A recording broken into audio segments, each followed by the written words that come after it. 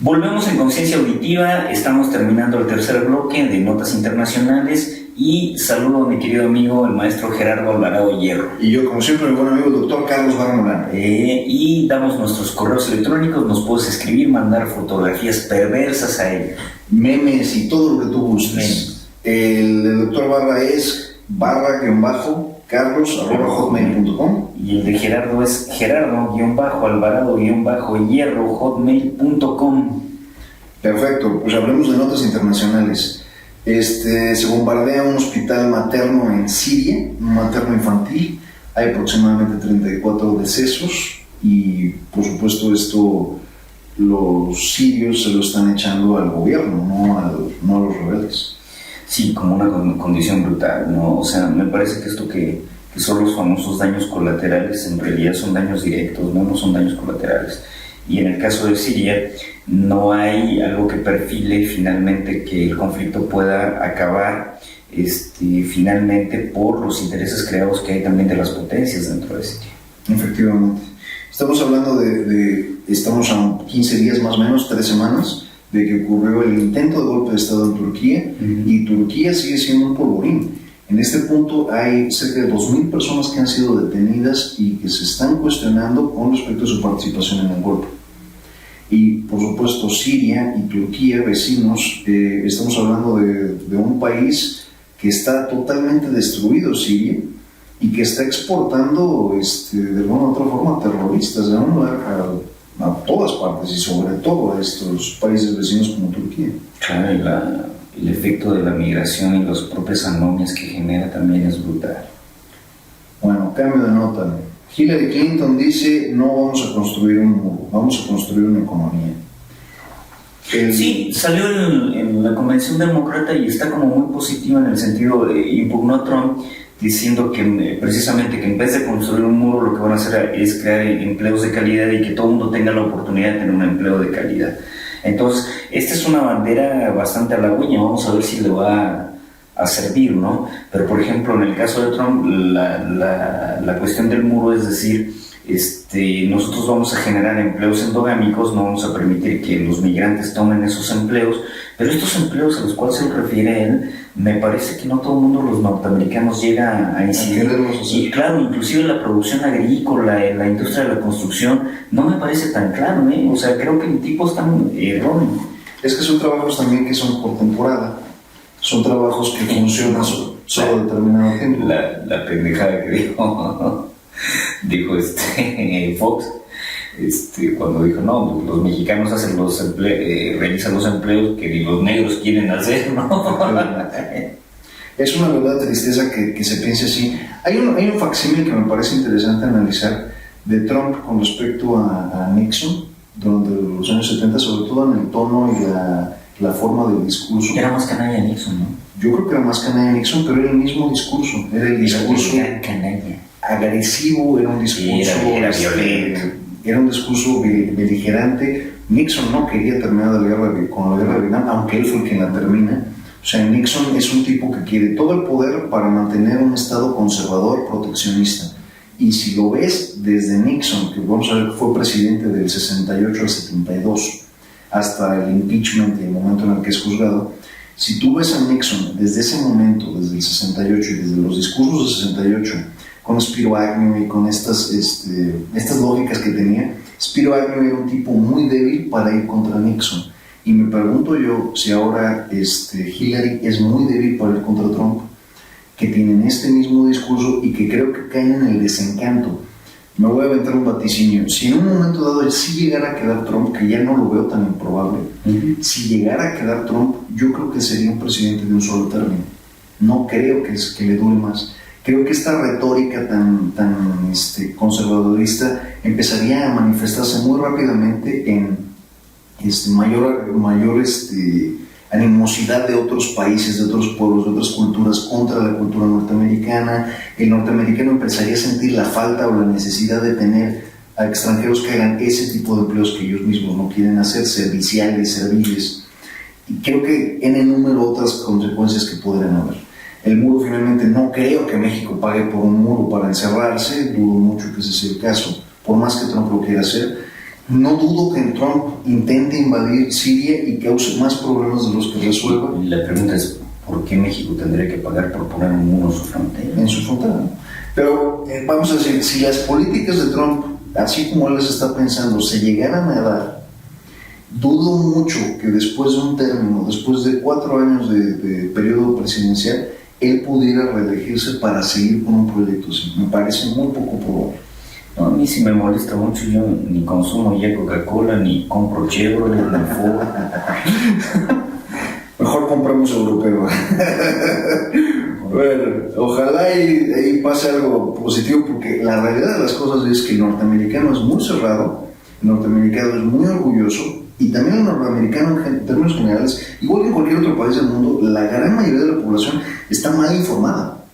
Se deja guiar mal y poco, y sí, bastante ignorante. Se deja guiar mucho por la televisión, desarrolla poco criterio, tiene bajo índice de escolaridad, y la escuela en Estados Unidos no es ninguna maravilla tampoco. Entonces, sí estamos ante un país que es muy reticente, que ha sido muy reticente, que es muy orgulloso, y que tiene lógicas reivindicatorias absurdas, y que en ese sentido sí tiene lógicas reivindicatorias en contra de otros países, y en particular el caso del terrorismo, en particular el caso de la migración.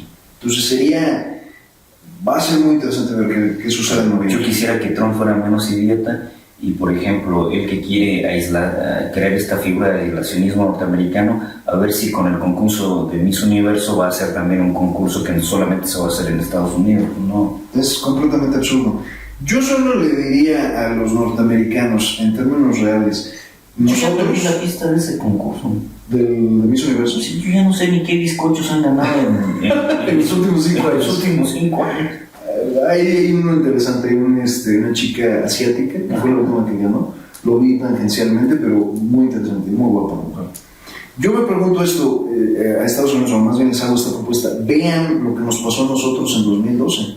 Vean qué fue por lo que nos fuimos como país en términos de discurso, qué clase de presidente elegimos, y vean los resultados que tenemos 3 años más tarde, casi 4 años más tarde.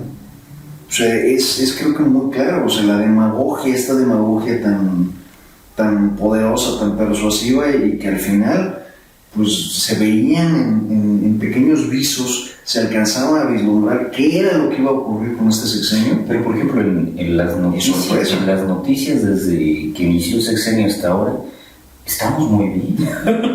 Estamos pero fantásticos. Nada más que ojo, pues, Estados Unidos no tiene un Televisa y un TV Azteca, un CNC que era de 40 del que puedes correr a alguien, o no tiene 3 canales. O sea, Estados Unidos tiene 40 o 60 televisoras competitivas, y luego tienes otras 40 o 60 televisoras a nivel regional que también son competitivas, locales.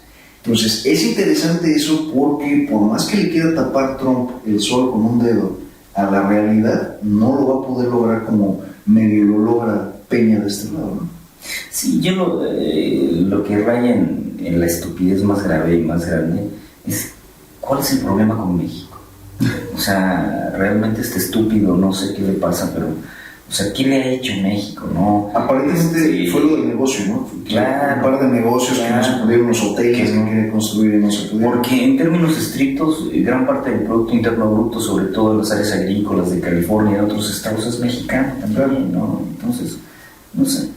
Pero bueno, pues... Sí me parece bastante fascista el fulano. Hubo un ataque terrorista a una iglesia en Normandía, en Francia, 2 yihadistas que eran o se atribuye el Estado Islámico. Hay aparentemente 6 personas que fallecieron y una veintena que resultó heridos, y Francia vuelve a ser el escenario para estas cruzadas reivindicatorias yihadistas. Sí, Francia ya, yo creo que las últimas declaraciones de Hollande, precisamente con esto, era que tenía que ser un país mucho más abigarrado, más centrado en sí mismo, y hacer frente finalmente, fortalecerse ante esto. Pero este fortalecerse realmente es un decir, porque finalmente, por muy positivos que sea tu servicio de inteligencia, las formas que custodias las fronteras y lo que tú quieras, ya ha probado el terrorismo, ha probado que te pega. O sea, lo que sucede tan solo con esta cuestión de la toma de este autobús, donde generan y matan cerca de 80 y tantas personas, me parece que ya puede pasar cualquier cosa. Efectivamente. No está claro cómo te puedes defender. Sí. Y bueno, otra vez, o sea, estamos hablando de lugares muy públicos, de países que de alguna forma intervinieron o han intervenido en Medio Oriente.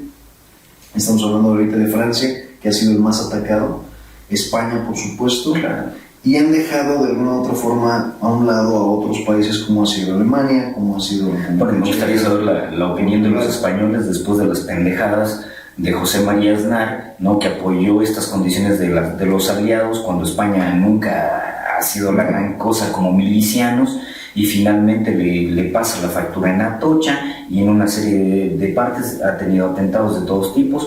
Quisiera ver cuál es la postura con respecto a esto, ¿no? El gobierno español, que todavía no acaba de cuajar, aunque se ve muy probablemente que vaya a ser Rajoy otra vez, y sigue muy desunido, ¿no? Con una casa real, no hemos salido mucho de ellos ahora, ¿no? Pero con una casa real ampliamente corrupta. Que, bueno, está tremendo. Y hablando de estos asuntos de corrupción, hubo una nota que olvidé mencionar en el caso de Finlandia. Finlandia apareció en Wikileaks, o en lo que era Wikileaks, esta semana, con respecto a un software espía que compraron de una empresa que se llama Malware. Malware empieza a vender un software para varios países sudamericanos para que tú pudieras poner en las antenas repetidoras de señales celulares y pudieras robarte la información de los textos, no tanto la grabada, sino de textos.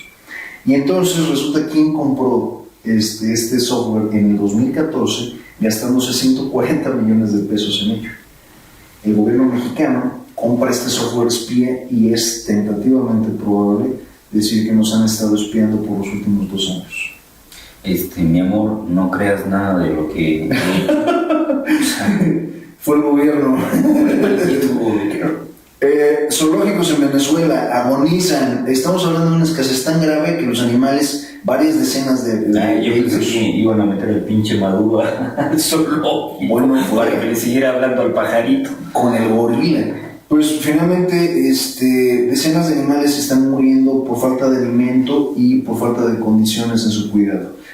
Esta semana hubo una especie de orangután que se muere por precisamente no contar con los medicamentos para poderlo mantener con vida.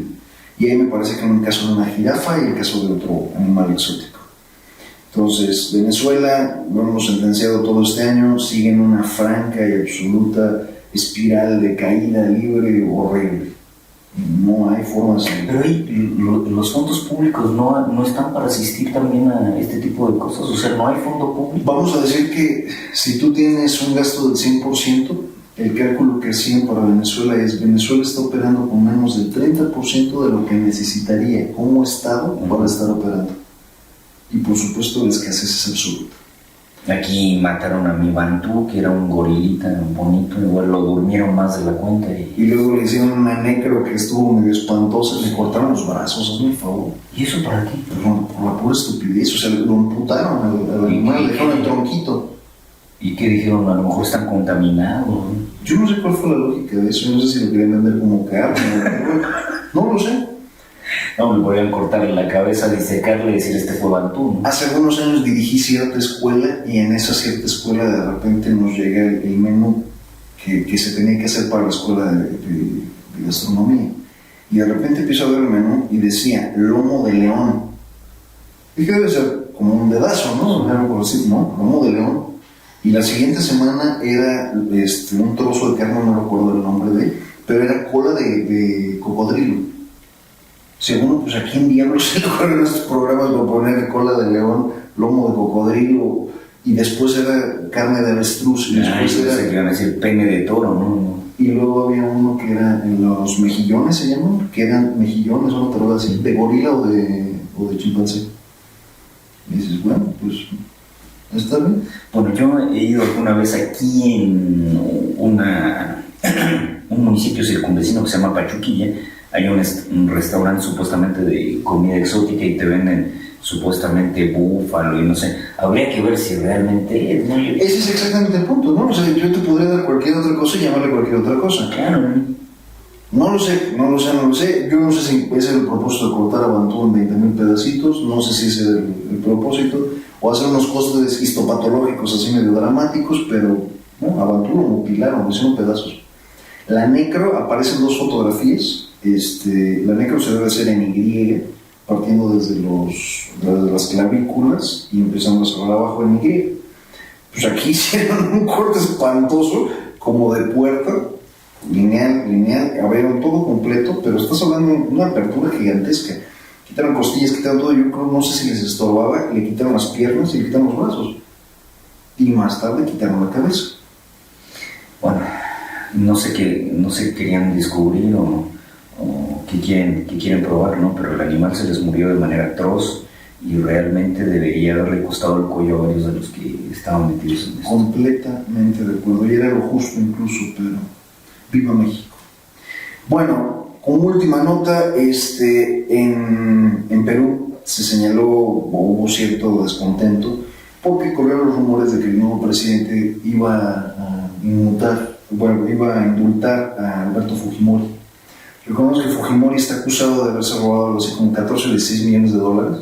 Y está implicado también en algunos otros tipos de cosas, no solamente en esto, sino también en muertes raras que hubieron dentro de sus periodos gubernamentales. Desaparecidos. En el Perú. Y evidentemente la corrupción es lo que más permea. Ahora, a mí lo que me llama la atención por ahí es que recordemos que Keiko Fujimori es la que contiende contra Pablo Kuczynski y estuvo cerca, porque esto se fue a una segunda vuelta, o sea, tampoco estuvo muy lejano, ni Kuczynski finalmente gana avasalladoramente la elección. Entonces quiere decir que los pueblos tienen o memorias muy laxas o son muy pendejos, porque finalmente la hija tiene este mismo corte que tiene Alberto Fujimori. Sí, completamente. Pues nos vamos a dejar con Tom Jones, el tercer Tom de la tarde, y algunos platicamos de cómo había descubierto Tom Jones. No, y a mí lo que me llama la atención es que una vez Gerardo me lo muestra, y me muestra Tom Jones. Sí, los demás no. Sí. Eso ya fue mucho tiempo atrás. Sí. Y está bien. Sí, está entero. Tom Jones está entero. Está bien. Está ponchadón todavía. Y ahorita anda en sus 65, 66 años, sigue cantando. Y el tigre Tom Jones. Sigue en Las Vegas, sigue con su cabello, el rezado cabello. Y la voz potente, tiene una voz bonita, ¿no? Se cuidó y lo cuidaron muy bien. Tom Jones lo descubren a los 20 y tantos. Era un chico que no había terminado ni siquiera el bachillerato, quedó, totalmente sin estudios. Y estaba limpiando el sanitario, y mientras limpiaba el sanitario estaba cantando. En un bar, en un club, un restaurante, cualquiera de estas. Un agente que era promotor de talentos lo escucha cantar y dice: a ver, vente para acá, cántame una canción. Le canta la canción y dice: esto es magnífico, te presentas tal día, tal hora y vamos a ir a una disquera. El tipo se presenta tal día, tal hora en la disquera y empieza a cantar, les parece magnífico, le ofrecen un contrato. El contrato fue sumamente ventajoso para las disqueras, pero pues este chico no sabía más. Lo tuvieron casi 7 años con la disquera, en la que lo explotaron hasta agotarse, y lo único que le permitían era hacer las apariciones en Las Vegas, no grabar. Entonces Tom Jones quedó irremediablemente asociado a Las Vegas. Lleva 30 años viviendo en Las Vegas y tiene un show en Las Vegas que funciona todos los viernes, todos los sábados. Es ya el permanente show de Tom Jones. Y este señor, en esos 7 años, en su propia biografía lo menciona, tuvo que hacer mucha disciplina, tuvo que aguantarse de beber en exceso, de drogarse en exceso, de fumar en exceso, para cuidar su voz, porque era parte de su contrato y el tipo lo podía perder todo. Entonces tuvo un crecimiento muy lento Tom Jones, hizo escuela con este contrato ventajoso de la disquera y acabó él beneficiado. Oye, y en Las Vegas ya soltaron a Shirley. Ya salió como a los 48 horas. También. John Lee, te saludamos. Por cierto, resulta que entrevista a un periodista, Don Viviano. Don Viviano es un señor como de 65, 70 años, y viene a la entrevista al periodista y le dice: Don Viviano, le dice: ¿y a usted cómo le fue en la vida? Y dice: pues a mí la verdad mal, mano. Dice: al poco tiempo, si tenía yo como 2 años de casado y me divorcié. Dice: pero no me vas a creer, desde que me divorcié, todos los días de mi vida, dice, le pongo en la noche una veladora a mi mujer para que vuelva. Y le dice: ¿quiere que vuelva? Sí, quiero que vuelva a irse a chingar a su madre. Bueno, la canción más famosa de Tom Jones se llama It's Not Unusual. It's Not Unusual. Esa es la canción. Los dejamos con Tom Jones. Mándenos mensaje, mándenos meme, preguntas, etcétera, y nos vemos la semana adelante.